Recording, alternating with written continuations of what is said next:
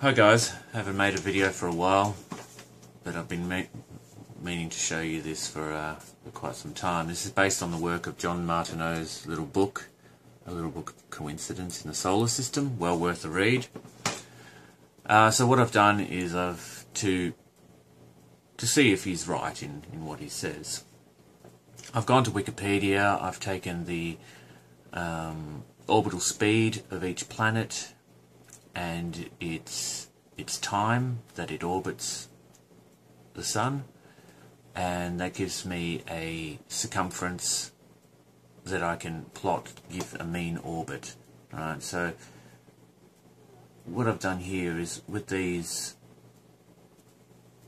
for example, this Mercury orbit here, the center one is the mean orbit, so that's the actual distance. The other two lines are the apsis, whether that's the right term, I think. So how close it goes to the Sun and how far away it goes from the Sun, because it's actually travelling in a big ellipse. You can see with the Earth one, it's a lot smaller. So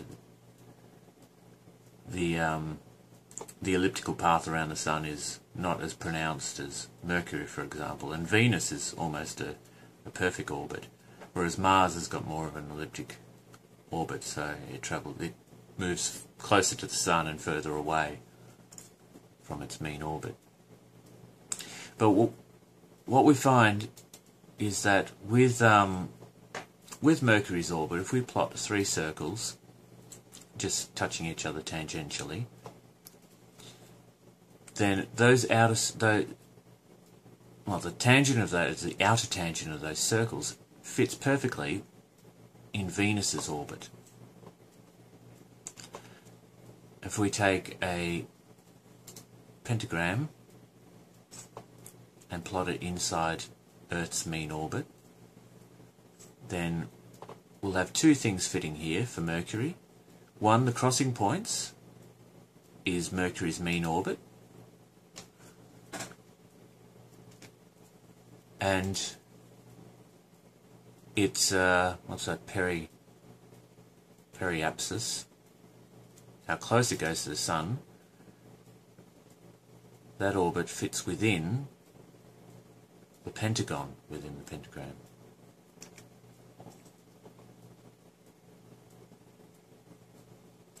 Now if we plot a square on Earth's what's it called,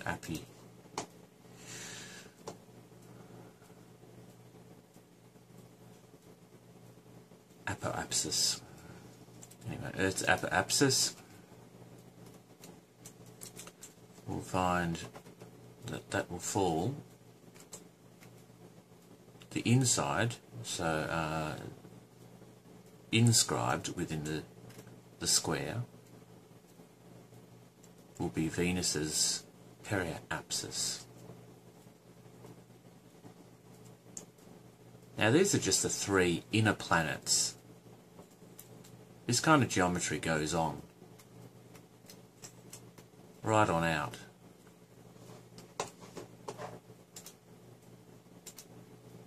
Let's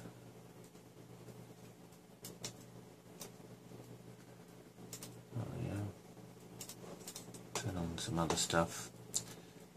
So out here, if we take a triangle within Uranus's mean orbit, then Saturn's mean orbit inscribes within that triangle.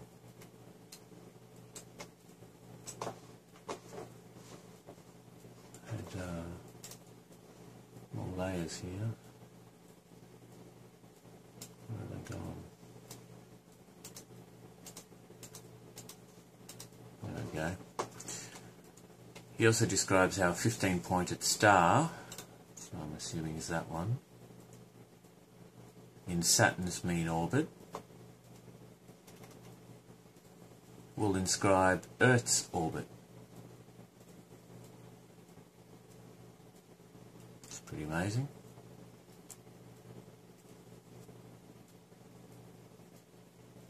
It seems that Earth is the maybe not the centre of the solar system, but the geometrical centre of the solar system.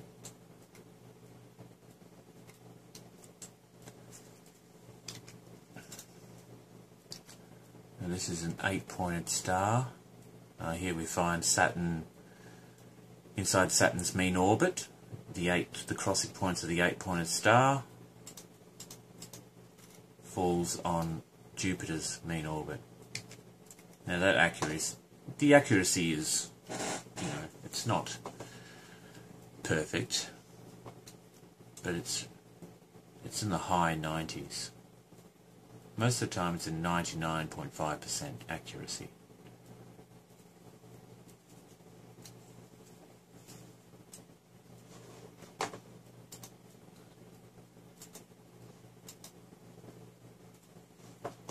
What else have I done there?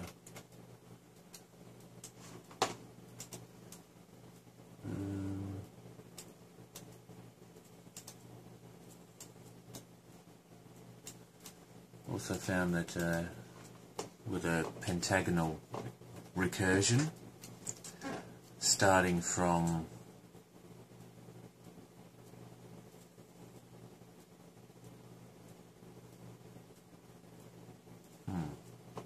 the inscribed mean orbit of Earth, then we find pentagonal recursion falls on Mars's mean orbit.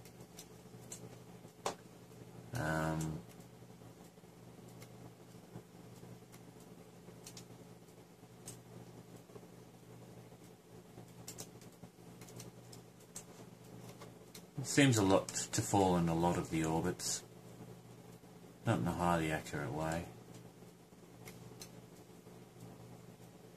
but enough to be of interest.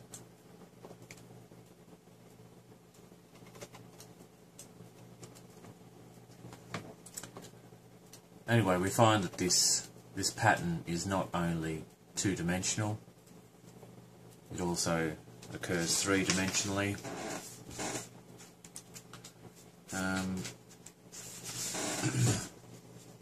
Such as in Martineau's book here. Find the orbits of Earth and Mars, sorry, to be a dodecahedron and an icosahedron. I've also plotted out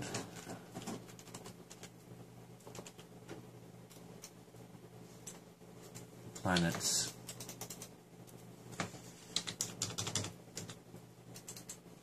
in a three-dimensional shape that you might like to see.